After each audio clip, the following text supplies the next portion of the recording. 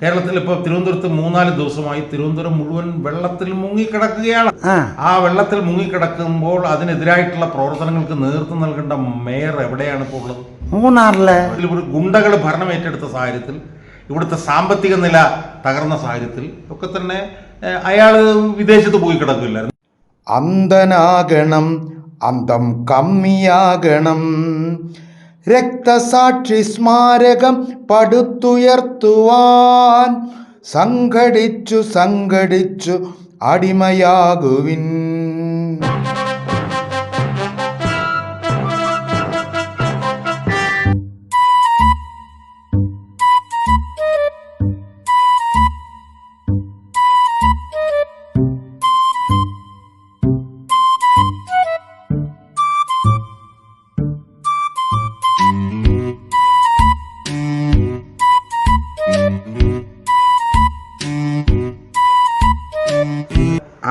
Law ഇതിങ്ങനെ സാറേ കമലാസന മകനാണ്, ഞാൻ സാറിനെ കാണാൻ വേണ്ടി വന്നതാണ്. അയ്യോ, ലോകത്തുള്ള എല്ലാവർക്കും കമലാസന മാമനെ അറിയാം. എന്നെ മനസ്സിലായില്ല എന്ന് തോന്നണ്. സാറ് പബ്ബിയായിട്ടാണ് കളിച്ചോണ്ടിരിക്കുക എന്നെ. അയ്യോ, സാറ് അങ്ങനെയൊന്നും ചെയ്യൂല. സാറേ, യദുവിൻ്റെ കേസ് എന്തരാകുമെന്തോ. ഇപ്പം നമുക്കെങ്ങനെ പറയാൻ പറ്റുന്നത്? യദുവിനെതിരായിട്ട് തീരാനല്ലേ സാധ്യത? അതെന്ത്, അവൻ പാവപ്പെട്ടവനായതുകൊണ്ടാ? അല്ല, ഇവിടെ ഇങ്ങനൊരു ഇത്തരത്തിലൊരു ഭരണാധികാരികൾ ഇവിടെ ഇരിക്കുമ്പോൾ യദുവിന് നീതി കിട്ടുമെന്നൊക്കെ നമ്മൾ വിശ്വസിക്കുന്ന അസംബന്ധമല്ലേ? അപ്പം ആ ചെറുക്കൻ വഴിയാധാരം തന്നെ. അവൻ വഴിയാധാരം ആകാതിരിക്കണമെങ്കിൽ അവന് വേണ്ടി ഫൈറ്റ് ചെയ്യാനായിട്ടുള്ള ആളുകൾ വേണം, പ്രതിപക്ഷം വേണം. അതൊന്നും ഇവിടെ ഇല്ലല്ലോ. അതൊന്നും ഇല്ലാത്ത സാഹചര്യത്തിൽ അവൻ അനുഭവിക്കും, അത്രയല്ലാതെ വേറെ എന്ത് സംഭവിക്കാൻ അതിനകത്ത്?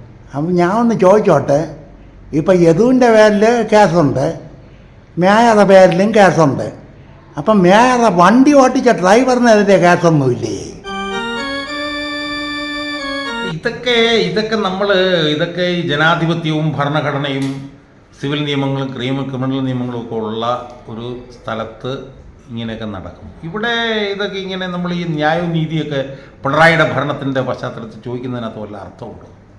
ഇതിനൊക്കെ എന്താ അർത്ഥമുള്ളത്? ഇതൊക്കെ നീതി നടക്കുന്ന സ്ഥലത്തല്ലേ ഇതൊക്കെ നടക്കുക. ഇവിടെ അങ്ങനെ നടക്കുന്ന സ്ഥലമല്ലല്ലോ. ഒരു സാധാരണക്കാരനെന്നുള്ള നിലയ്ക്ക് പിന്നെ ഞാൻ ചോദിക്കുന്നേ ഉള്ളൂ സാറിൻ്റെ അടുത്ത്. സാറാകുമ്പം വ്യക്തമായിട്ട് ഓരോ കാര്യങ്ങൾ പറയാറുണ്ട്. ഇത് ഇവിടെ ഒരു നീതി നടക്കുന്ന സ്ഥലമല്ല, ഇവിടെ ന്യായമായിട്ടൊന്നും നടക്കുന്ന സ്ഥലമല്ല. ഇവിടെ കയ്യൂക്കുള്ളവൻ കാര്യക്കാരൻ എന്നുള്ള നിലയിൽ നടക്കുന്ന ഒരു സംവിധാനമാണ് ഇവിടെ ഉള്ളത്. അപ്പോൾ അവിടെ നമ്മൾ ഏതെങ്കിലും ഒരു വിഷയത്തിൽ ഈ ഭരണത്തിന് കീഴിൽ നീതി നടക്കും എന്നൊക്കെ പറയുന്നതിനകത്ത് വല്ല അർത്ഥമുണ്ടോ? ഇതിനകത്തൊക്കെ അടിസ്ഥാനപരമായി നമ്മൾ ഈ കാഴ്ചപ്പാടിൻ്റെ പ്രശ്നമാണ്. ഇപ്പോൾ ഏറ്റവും അവസാനത്തെ വിഷയം എന്താ?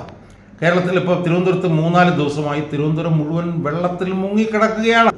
ആ വെള്ളത്തിൽ മുങ്ങിക്കിടക്കുമ്പോൾ അതിനെതിരായിട്ടുള്ള പ്രവർത്തനങ്ങൾക്ക് നേതൃത്വം നൽകേണ്ട മേയർ എവിടെയാണ് ഇപ്പോൾ ഉള്ളത്? മൂന്നാറിൽ പോയിരിക്കും. അത് വേറൊരു കാര്യം, വരയാടിനെ കാണാൻ പോയതല്ലേ. അപ്പോൾ ഇതൊക്കെ കാണിക്കുന്നത് ഭരണാധികാരികളുടെ കാഴ്ചപ്പാടാണ്. ഇപ്പോൾ മേയർ മൂന്നാറിൽ പോകും ഇവിടെ വെള്ളം കെട്ടിക്കിടക്കുമ്പോൾ. അങ്ങനെ പോകാതിരിക്കും. കാരണം ഇവിടുത്തെ മുഖ്യമന്ത്രി ഇവിടെ എല്ലാം താറുമാറായി കിടക്കുന്ന സാഹചര്യത്തിൽ, ഒരു ഗുണ്ടകൾ ഭരണം ഏറ്റെടുത്ത സാഹചര്യത്തിൽ, ഇവിടുത്തെ സാമ്പത്തിക നില തകർന്ന സാഹചര്യത്തിൽ ഒക്കെ തന്നെ അയാൾ വിദേശത്ത് പോയി കിടക്കില്ലായിരുന്നു. ഇപ്പോഴല്ലേ അയാൾ തിരിച്ചു വന്നു. അപ്പോൾ സ്വാഭാവികമായും അതുപോലൊരു മുഖ്യമന്ത്രി നമുക്ക് ഇവിടെ ഉള്ളപ്പോൾ ഇതുപോലൊരു മേയർ ഇവിടെ ഉള്ളതിൽ നമുക്ക് ആരെയാണ് കുറ്റപ്പെടുത്താൻ കഴിയുക? അപ്പം ഈ യദുവിന് ഒരു നീതിയും കിട്ടൂലേ?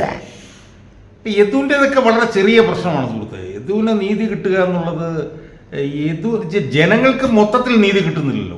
മേയർ മൂന്നാറ് കാണാൻ പോയി, തിരുവനന്തപുരത്തെ ജനങ്ങൾ 4-6 നീന്തി കുളിച്ച് നടക്കണം. അതല്ലേ എനിക്ക് പറയാനുള്ളൂ. അല്ല, ഈ മേയർ ഇങ്ങനെ തുടരുന്നിടത്തോളം കാലം ഈ മേയറിനെതിരായിട്ട് ഒരു പ്രതിഷേധവും ഇവിടുത്തെ ഒരാൾക്കും, ഇവിടുത്തെ BJPക്കോ ഇവിടുത്തെ കോൺഗ്രസിനോ BJPയുടെ കാര്യം പറയാറ് സാറേ, എനിക്ക് മാനക്കേട്. അതെ. അപ്പോൾ ഇതിനെതിരായി പ്രതിഷേധിക്കേണ്ട സംവിധാനങ്ങളെല്ലാം ചീഞ്ഞെളിഞ്ഞ് കിടക്കുമ്പോൾ ഈ മേയർ ഇങ്ങനെ കാണിക്കും, ഇതിനപ്പുറം വീണ്ടും കാണിക്കും, വീണ്ടും അടുത്ത വണ്ടി മേയർ എന്ന് തടയും എന്ന് വരെ മാത്രമേ നമ്മൾ കാത്തിരിക്കേണ്ടതുള്ളൂ എന്നാണ് എനിക്ക് തോന്നുന്നത്. ഞാൻ വേറൊരു കാര്യം അറിഞ്ഞ്, അതായത് മേയർ ഡ്രൈവർ ദുബായിലെ പിന്നെ ഡ്രൈവിംഗ് ലൈസൻസ് വെച്ചാണ് ഓട്ടിച്ചത്. അതുകൊണ്ട് ഇടത്തെ സൈഡിൽ കൂടെ കയറിയത് അവന് കുഴപ്പമില്ല എന്ന് പറയുന്നേ. ഇല്ല, ഞാൻ പറഞ്ഞില്ലേ അതൊക്കെ നടക്കുന്നു. ഇപ്പോൾ ഞാനിപ്പോൾ വേറൊരു വശത്ത് കേട്ടത് ഇതിനകത്ത് പലരും മദ്യപിച്ചിരിപ്പുണ്ടായിരുന്നു എന്നൊക്കെ പറഞ്ഞിട്ടൊക്കെ കേട്ടു. ഇവിടുത്തെ ഗവൺമെൻറ്റിൻ്റെ വെറും ഒരു കോടാലിക്കൈയായി പ്രവർത്തിക്കുന്ന ഒരു DGP ആണ് ഇവിടെ ഉള്ളത്. ഈ ഭരണകൂടം ഇങ്ങനെ തുടരുന്നിടത്തോളം കാലം ഇതല്ല, ഇതിനപ്പുറവും നടക്കും എന്നുള്ളത് ഇനി നമ്മൾ ഇതുപോലുള്ള സംഭവങ്ങൾ ഉണ്ടാകുമ്പോഴേ നമുക്കത് മനസ്സിലാവുള്ളൂ തന്നെ. അപ്പം ചുരുക്കത്തിൽ മൊത്തത്തിൽ കജയെ കുജേ. അതെ, എന്ന് നമ്മൾ തൽക്കാലം പറയേണ്ടി വരും. അപ്പം ഞാൻ പൊക്കോട്ടെ സാറേ, നമസ്കാരം. ചുരുക്കി പറഞ്ഞ മേയർക്കും കുഴപ്പമില്ല, മേയറെ ഭർത്താവിനും കുഴപ്പമില്ല, കാർ ഓട്ടിച്ച ഡ്രൈവർക്കും കുഴപ്പമില്ല.